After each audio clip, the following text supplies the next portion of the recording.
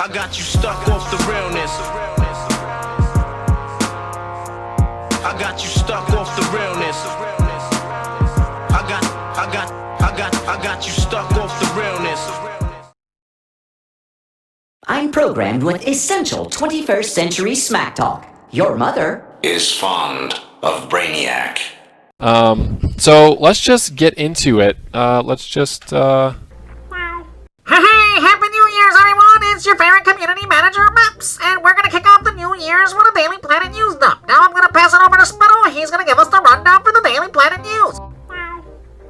What's good, DC? Happy New Year's. Is your homeboy Spittles. So to kick off New Year's, we're going to have the Dr. Fate's daily rewards for January 2024. We have a bunch of drama on the forums. We're going to take a look at that. We also have possible ally Wolfpack tokens approaching us in the near future. We have that story and many more. We also going to take a look at the weekly bonuses coming up leading into the anniversary events. And we also going to take a look at the way our business model works according to the forums. How we use the forums to target specific players so that we could get a lot of dough off of these players and make a lot of money. So without further ado, Meps, passing it back to you. So for our first news story, we have the Dr. Fate's January rewards for 2024. So right here, for the non-members, we have the Ekron style, and for the members, we have a new chest guard. So please give us money this month for the membership so that you can rock out with your cock out with this new style. I know this doesn't look that great. Our devs here at Daybreak Delusional Inc. are running out of ideas and we're just basically not trying anymore. But please, give us more money. Now we're gonna go over to the forums because there is drama occurring just as always. These players have no lives, so they go to the forums and bitch and complain. So now let's take a look. Right here you're gonna see the real reason artifact swapping has been stopped. In this thread, our dev Ramaru has replied. He replied with a simple no. If you are new to this channel, we have been covering for a very long time the real reason why artifact swapping has never been nerfed or taken off the game, and that is simply because it's part of our business model here at Daybreak Games. We make money off of the 1%ers, a small percentage of players that play the endgame content. Now with more on this story, we're gonna pass it over to Nerd of Prey. Yo, what's good, DC? Happy New Year's, fam. You know what I'm saying? We all gang, gang, bang, bang, skeet, skeet. You feel me? So let me holla at you. Let me holla at you. Let me holla, holla, holla, holla, holla, holla, holla, holla. Happy New Year. Holla, holla, holla, holla, holla, holla. Bruh.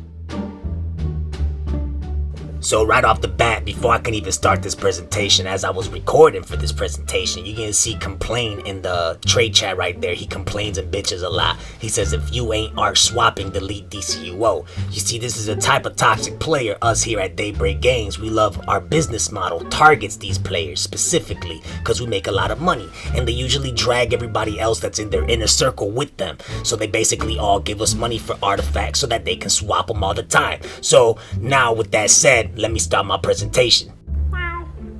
Alright, so I broke this down into 4 categories so you get a general idea on how we make money off the player base that's still lingering around in this dead game. So right here, we have the event tab with the Cursed Themyscira. This is the new raid that we got currently in the game. And this basically targets all the free-to-play players. Players that create accounts, they maybe get them up to 30, download the game real quick, play the new raid a few times, and they delete the game and never come back.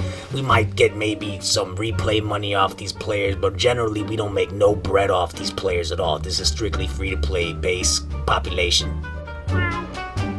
For the second category, we got the same raid, but it's the regular version of the raid. This requires support roles to actually be active, and basically we target mostly the casual player in this raid, and we target the premium player and the elite players. The elite players spend a lot of replay badges, they get the renown done, and then they come to reg and spend a lot of money on replay badges so that they can complete the elite gear. That's how we make a lot of bang bang skeet skeet money off of these players, you know what I'm saying? You feel me? And then now right here, you got your elite version of the raid. In this category, this targets speed hackers. This targets the population that is endgame, artifact swappers. I mean, you name it. We get replay badges off these players. We get stabilizer money off these players. I mean, they spend all their life savings on this game. These players basically got no lives. So we use our business model to target these players to get a bunch of bank off them so that the game stays alive. Without these players, the game wouldn't be alive. You feel me? Basically, that's why I even quit this job, because this game is trash. Bruh. And finally, we have the Elite Plus version of the raid. In this raid in particular, you get the aspect of whatever, the henchmen. They get these henchmen that's worth a lot of money. So in this raid in particular, we target mostly speed hackers and artifact swappers. As a matter of fact, the speed hackers are also the artifact swappers. You see, they all do the same crap. They all in the same inner circles. They all play the game and they all want DC cash. So that's what they do. It's a matter of fact. Prove me freaking wrong. I've been there, done that. Anyways, bang bang skeet skeet, let's move on. So you see, our business model is very strategic. We target cheaters, we target speed hackers, we target the endgame community, we target the casual player. We make money off of all y'all one way or another. If you want to cheat the game or sell DC cash to other players, eventually all that money comes right back around to us. At least we try to get it. But that's the way the game, the cookie crumbles. If you don't believe me, whatever, play the game long enough and have some experience with leagues and endgame content, and maybe you're gonna find out how the real dark side of DC Universe really is, because this community is toxic, period. Deal with it. Bruh. So you see, in conclusion, we do not take artifact swapping out of the game because we make money off of these players and their little inner circle groups. Everybody that they bring into their little clique and their gang gang bang bang skeet skeet. Meps here is my witness. He knows how the business model works, and with more on this story, he's going to go into our next story here on Daybreak Games, Delusional Inc. They Planet News Dump. Bruh. Now we're back in the forums for some more drama. We're gonna see right here. Greetings, dear Ranmaru. Are you guys planning on releasing a Wolfpack token for allies? Would love to know, thanks. Our dev Ranmaru then replied, I don't make those kinds of decisions, although I can understand the desire to have your max ranked allies on your character on your account, and we should labor to assist in that measure. So you see, what we do here at Daybreak Games as part of our business model is that we monitor the forums and we see what the player base wants, and then we sell it to them. The reason why the game is highly pay to win is because a bunch of morons on the forums love to pay to win. Bruh. So you see, players like Proxy Stars always kissing our asses here on the forums, and they're always paying to win. And we target players like this because they make a lot of money for us. This is part of our business model. Without players like Proxy Star, DCUO will die. To break it down on how we use the forums to sell the items to you, the players that want to pay to win, we're going to pass it back over to Nerd of Prey, and she's going to break this all down for us.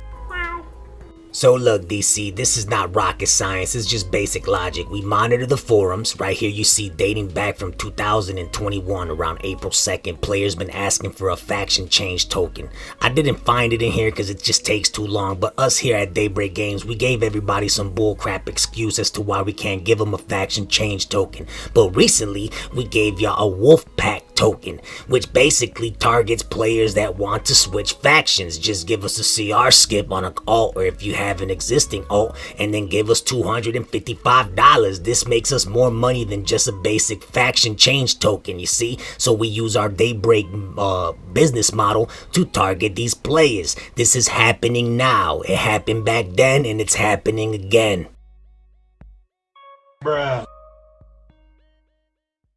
So you see, basically, in conclusion, we monitor the forums for several years and we see what the player base wants to pay for, and we basically give them that, and we do it in a fashion that requires them to pay to win. So with that, I'm gonna pass it back over to Maps because he's over here bugging me, you know what I mean? He's already drooling on my leg. Come on, Maps, get off me. EU server has some downtime on December 31st, 2023. With more on this story, I'm a spot our UI engineer.